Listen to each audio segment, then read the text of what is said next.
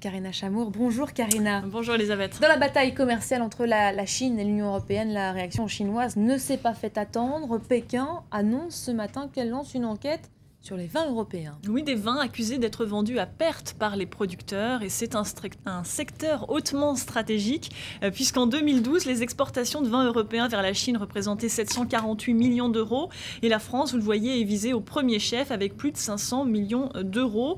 D'autres secteurs pourraient suivre, les tubes sans soudure ou encore certains produits chimiques pourraient eux aussi être surtaxés en Chine. Alors cette opération n'intervient évidemment pas au hasard. Cette mesure fait suite à la décision européenne de taxer les panneaux solaires chinois. Oui, Bruxelles a annoncé hier l'instauration de barrières douanières provisoires et graduelles sur ces panneaux solaires chinois accusés de dumping. Les Européens entendent ainsi protéger leurs industriels mis à mal par la concurrence chinoise. Le commissaire en charge du commerce en expliquait hier sur notre antenne. On l'écoute. Si nous n'intervenons pas, c'est clair que notre industrie photovoltaïque ne sait pas survivre, parce qu'il y a vraiment un dumping assez massif de panneaux solaires chinois sur nos marchés à des prix qui ne sont pas atteignables par nos entreprises. Allez, on va jeter un œil à présent au marché européen. Tendance à la baisse à l'ouverture ce matin. Oui, absolument. La bourse de Londres perd actuellement 0,70%, celle de Paris 0,60%, celle de Francfort également 0,70%. Et la bourse d'Istanbul perd, elle, un petit peu plus d'1% ce matin après avoir rebondi hier. Globalement, en Asie, maintenant, c'est aussi la baisse, et même une baisse plus marquée. Le Nikkei a clôturé dans le rouge vif, en baisse de près de 4%. Les dernières mesures de soutien à l'économie japonaise de Shinzo Abe n'ont pas convaincu. Le Premier ministre japonais s'est engagé ce matin à relever de 3% par an les revenus des Japonais d'ici 10 ans. Il souhaite aussi créer des zones économiques spéciales, dérégulées et peu taxées.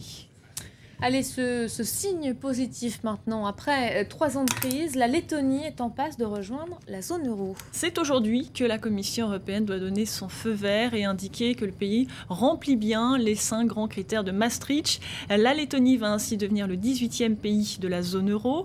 Les dirigeants européens puis le Parlement auront leur mot à dire à la fin du mois. La monnaie unique entrera, elle, en circulation dans le pays en 2014. Aux États-Unis maintenant, on poursuit par ce qui ressemble à un camouflé pour Apple. Certains de ces iPhones et iPads pourraient être interdits d'importation et de vente sur le territoire américain. Oui, c'est ce qu'a décidé la Commission américaine du commerce international, qui a estimé qu'Apple avait violé des brevets de son grand rival Samsung. Apple peut soit faire appel de cette décision, soit espérer que Barack Obama la bloque dans les 60 jours. Les explications d'Axel Simon. C'est une première pour Apple, toute une série de smartphones et de tablettes interdits de vente sur le sol américain. Une interdiction de commercialisation qui concerne les iPhone 4, 3 et 3GS et les iPad 3G et iPad 2 3G. En cause, la violation par la marque à la pomme des brevets de son concurrent Samsung, selon la Commission américaine du commerce. Et en particulier, un aspect technique relatif à la technologie 3G. Une victoire pour le Coréen. En août dernier, c'est Apple qui avait remporté une précédente bataille juridique. Un jury avait reconnu Samsung coupable de violation de brevets de l'américain et l'avait condamné à une amende record de plus d'1 milliard de dollars. Pour certains, la victoire de Samsung est symbolique car il ne s'agit que d'anciens modèles moins vendus que les nouveaux smartphones tels que les iPhone 5.